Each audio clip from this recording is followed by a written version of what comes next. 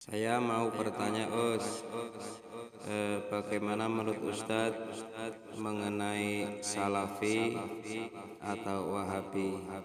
Mohon penjelasannya atau tanggapan dari Ustadz. Terima kasih. Jadi kalau ada orang bilang Ar-Razi ini bahas Wahabi, ngerti nggak dia Wahabi? Lah saya 3 tahun jadi mereka, ya. Terus penelitian saya 5 tahun tentang mereka. Jadi saya sangat mengerti Salafi dan Wahabi. Alhamdulillah. Lalu kelompok Salafi mengatakan ikut Allah dan Rasulnya. Saya cari-cari di kitab kata salaf itu untuk apa. Ternyata kata salaf di Quran itu bab riba. Bab riba. Jadi orang-orang yang punya masa lalu buat riba, Allah mengatakan baginya lah ma salaf, apa yang telah salaf. Apa arti salaf? Waktu yang berlalu. Berarti salaf di Quran artinya apa? Waktu yang berlalu, orang lama. Lalu yang kedua, ketemu di dalam hadis Nabi jika berziarah ke kubur, Nabi ini suka ziarah kubur. Gimana? Antum suka ziarah kubur? Salafi tidak suka ziarah kubur, sedangkan Nabi suka ziarah kubur. Bahkan Nabi ziarah malam hari. Horor gak? Horor. Sayyidatuna Aisyah mengatakan ketika malam hari aku kehilangan baginda Nabi Muhammad SAW. Aku kira ia datang ke rumah istri-istrinya yang lain. Ternyata ia sedang bermuhasabah di kubur, berziarah di kubur. Tengah malam. Gimana? Kuburiyun tak? Jelas itu Sahih Bukhari, Muslim, Abu Daud, Tirmizi, jelas hadisnya sahih. Tapi Nabi kan tidak sembah kubur. Tidak ada Muslim yang sembah kubur. Jangan suudzon kepada Muslim. Tidak ada satupun Muslim yang menyembah kubur. Kalau dia nyembah kubur namanya musyrik. Nggak ada. Nih orang yang suka ziarah ini mukanya kuburiyun semua, ya. Tapi saya lihat tidak ada yang musyrik. Alhamdulillah. Nabi baca doa, Assalamualaikum ya ahla diyaril mu'minin, antum salafuna wa nahnul asaru. Itu doa Nabi, itu kalam Nabi.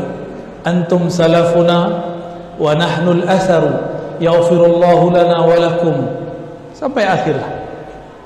Nabi mengatakan antum salafnya kami. Nabi mengatakan salaf itu tuh orang mati. Jadi ini kalau mengikuti kalam Nabi sallallahu alaihi wasallam, maka Nabi tidak pernah mengatakan kun salafiyan. Nabi juga tidak pernah mengatakan kun asy'ariyan. Sama. Yang ada apa? Alaikum bisunnati. Ikutlah sunnahku. Dan saya sudah sebutkan dalam majelis sebelumnya, sunnah Nabi itu tidak hanya zahir, tidak hanya masalah jingkrang dan jenggot. Sunnah Nabi itu urusannya akhlak. Maka Nabi mengatakan, wahai anakku, wahai Ananda. Nabi memanggil Anas bin Malik dengan Ananda. Jika engkau sanggup tidak menyimpan kebencian dalam hatimu kepada seorang pun, lakukanlah. Inilah sunnahku. Nabi mengatakan hadihi sunnati, berarti sunnah yang sebenarnya adalah isi kolbu. Baru diterjemahkan dengan akhlak. Jenggot dan celana jingkrang itu urusan gampang. Apa untungnya jenggot panjang, celana jingkrang, tapi kita sombong kepada orang? Apa untungnya jenggot panjang, celana jingkrang, tapi kita memandang orang lain sebagai orang ahlun nar, ahlul bid'ah? Masuk ke masjid kemudian curiga kepada imam, pergi ke kuburan curiga kepada para ziarah, lalu mengatakan tidak boleh duduk bersama ahli bid'ah, lalu mengatakan orang yang berdoa untuk orang yang wafat sebagai orang yang meratap, suudzon berkepanjangan, dan mengatakan maulid itu perbuatan kaum Nasrani yang ditiru oleh seorang muslim. Betul-betul mengada-ngada. Berarti akhlaknya belum dapat. Nabi itu diutus untuk memperbaiki kolbumu, bukan untuk memotong celanamu. Cukup Ustaz? Saya kalau bahas ini bisa berapi-api Ustaz. Dan saya sebenarnya sudah tobat, Ustaz. Maka saya belajar tasawuf supaya hati saya lembut kembali. Karena dulu suka debat. Apapun perdebatan dalam dunia fikih saya hafalkan dalilnya semua. Alhamdulillah sekarang Allah pertemukan ilmu yang melembutkan kalbu. Dulu debat, apa hasilnya? Yang saya debat kalah. Tapi dia tidak menjadi benar. Dia malah tambah benci. Saya pun tambah sombong.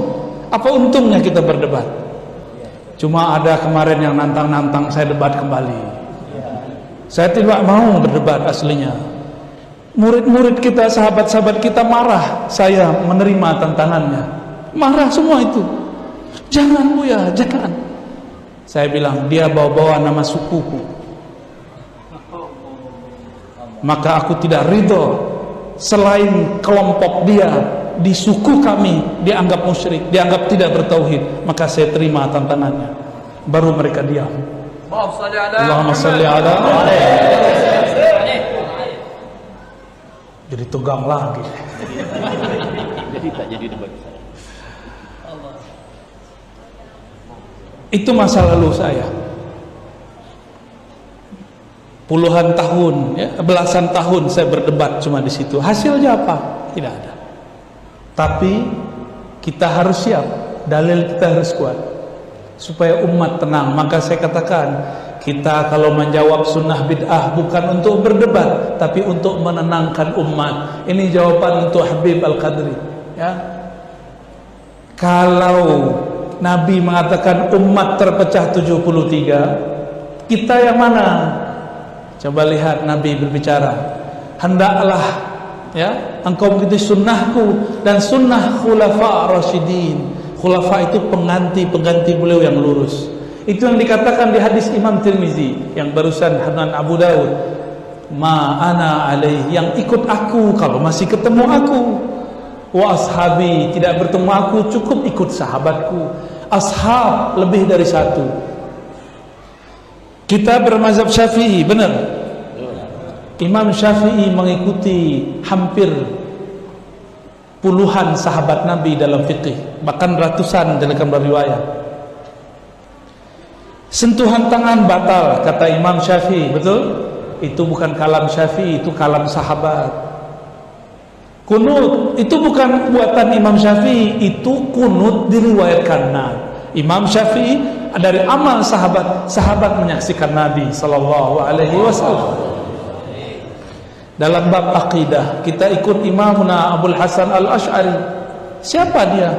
Dia keturunan sahabat Nabi Abu Musa Al-Asy'ari. Abu Musa dalam hadis Bukhari pernah bertanya. Pertanyaannya itulah yang dikembangkan oleh Abul Hasan Asy'ari, imam yang hidup di akhir abad ketiga, di awal abad keempat. Apa kata Abu Musa Al-Asy'ari radhiyallahu ta'ala anhu? Wahai Rasulullah sallallahu alaihi wasallam, kaifa kana rabbuna? Allah itu sebenarnya bagaimana? Kaifa kana? Apa jawaban Nabi? Kana Allah wa la syai'a ma'ah. Allah ada tiada bersamanya. Ini yang disyarah oleh Imam Abul Hasan Asy'ari, namanya sifat 20. Jadi sifat 20 itu penjelasan kana Allah wa la syai'a ma'ah. Ternyata Imam Asy'ari punya murid namanya Bahili. Al-Bahili punya murid Al-Baqillani. Al-Baqillani punya murid penghafal Sahih Bukhari, Abu Zal Al-Harawi. Dialah yang menyebarkan hadis Sahih Bukhari bersama dengan akidah Asy'ari. Itu sebabnya kelompok-kelompok Mujassimah yang menyerupakan Allah dan mengatakan Allah bertempat. Apa kata mereka? Abu Zal Al-Harawi laknatullah alaih. Mereka benci kepada Abu Zar Al-Harawi karena Abu Zar menyebarkan Sahih Bukhari bersama akidah Asy'ari. Ada mic yang oke, Pak?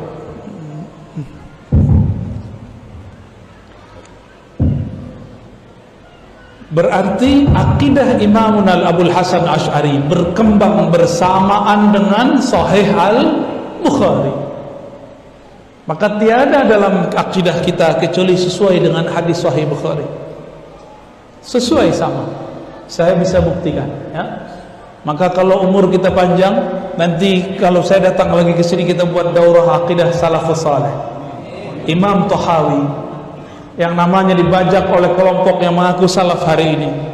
Imam Tahawi, beliau imam salaf, tapi umurnya sampai ke zaman keempat, abad keempat Hijriah. Beliau menulis akidahnya, dan itu pun dirubah oleh mereka. Ketika beliau mengatakan di sini Allah itu qadim, mereka mengatakan tidak ada sifat Allah qadim. Ya salam, kata qadim pun mereka bantah. Tidak ada salafus saleh yang mengatakan Allah qadim. Ya akhi, hazal kitab allafahu rajulun minas salaf. Dia ketika mensyarah kitab ini, namanya Ibnu Abdul Izz Al-Hanafi, sampai dalam bab qadimun bil ibtida, Allah itu qadim tiada permulaan. Apa kata Ibnu Abdul Izz? Dia seorang yang mengaku akidahnya salaf, tapi menantang ajaran salaf. Apa kata dia? Tidak ada orang salaf mengatakan Allah itu qadim. Padahal imam ini zamannya salafus, ya ini imamnya zaman salafus saleh yang mengatakan bahwa Allah itu qadim. Itulah yang kita baca, Allah wujud qidam baqa, qadim qidam. Jadi siapakah kelompok yang Nabi katakan yang ikut aku dan sahabatku? Itulah mereka ahli fiqih yang bermazhab, karena mazhab itu sama dengan periwayat. Ahli hadis bersanad, satu paket. Dan yang kedua, ahli akidah yang jalur Imam Tahawi, Imam Asy'ari, Imam Al-Maturidi. Yang ketiga, orang-orang yang belajar ilmu qalbu, bersanad kepada ahli qalbu Sayyidina Nabi SAW melalui imam-imam agung di zaman salafus saleh, Imam Abu Yazid Al-Bustami, Imam Junaid Al-Baghdadi, Imam Sari Sakti, dan imam-imam lainnya. Itulah kemudian sekarang muncul namanya tariqah mu'tabarah. Jika tidak lewat mereka, maka tariqah tidak mu'tabarah, berarti tariqahnya tariqah hantu.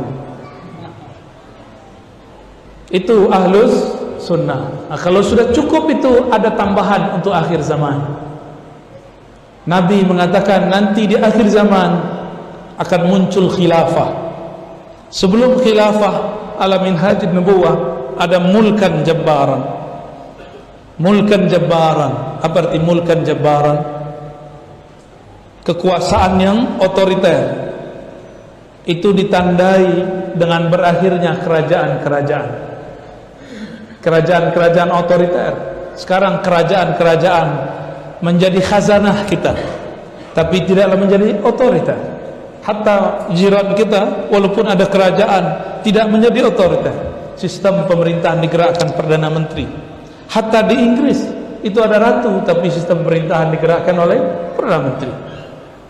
Sudah mulai berakhir. Cuma sekarang ada mulkan jabbaran yang lebih besar. Itu bukan sultan, bukan presiden, bukan gubernur, bukan bupati, tapi kelompok yang menyebarkan virus itu. Siapa mereka? Wallahu, itu yang disebut mulkan jabbaran. Jadi jangan berpikir picik. Politik cuma politik dalam negeri, belum. Ada yang lebih besar lagi dalam hadis ini. Mulkan jabbaran itu adalah gerakan-gerakan monarki kebatinan yang mereka ingin menguasai alam semesta. Mereka lah yang ingin mempersiapkan kerajaan Dajjal. Itu yang saya artikan mulkan jabbaran. Saya tidak tertarik mengartikan itu adalah pemerintahan As-Sisi, itu Muhammad bin Salman. Saya tidak tertarik. Yang saya pahami inilah masalah global, masalah alam yang sangat panjang. Setelah itu bermuncul khilafah ala minhajin nubuwah, kekhalifahan berdasarkan manhaj kenabian. Nabi itu intinya apa? Wahyu. Man huwa nabi? An-nabi man auhallahu ilaih, yaitu orang yang diberi Allah wahyu. Wahyu datangnya ke dalam kalbu, masuk dari ruh. Maka yang dimaksud khilafah ala minhajin nubuwah adalah orang-orang yang ahli kalbu, kalbunya berkiblat kepada ruhnya. Maksud saya menyebutkan ini, Bapak Saudara, sahabat makan Allah, di akhir zaman tidak cukup 3 tadi. Harus ada tambahan ilmu ruh. Kelompok yang bergerak dengan gerakan ruh, ma'rifatul ruh. Kenapa saya kata, apa tidak cukup dengan torikot? Torikot sekarang banyak bertengkar, gurunya mati, dia berebut siapa yang jadi mursyid. Mohon maaf, saya tidak ada maksud menyinggung. Itulah fakta yang saya saksikan dari kecil sampai hari ini. Wakil talqin, mursyid baru buat majelis, menyerang mursyid yang lama. Mursyid yang lama tersinggung, sesatkan mursyid yang baru. Berarti bukan ini yang kami tunggu. Yang kami tunggu adalah ahli ruh. Ternyata kolbu masih ada hijabnya, tapi kalau ruh tidak ada hijabnya, tiada nodanya. Ahlu ruh inilah yang dulu di masa Nabi disebut ahlul badar, ahlu bai'atur ridwan, ahlu bai'ah al-Hudaybiyah. Mereka adalah ahli-ahli ruh bersama dengan Rasulullah SAW. Maka bersama ahlul ruh tidak ada ikhtilaf, yang berarti ikhtilaf mereka hal-hal yang manusiawi. Ruh mereka al-arwah junudun mujannada, ruh mereka bersaudara, ruh mereka berdempet-dempetan.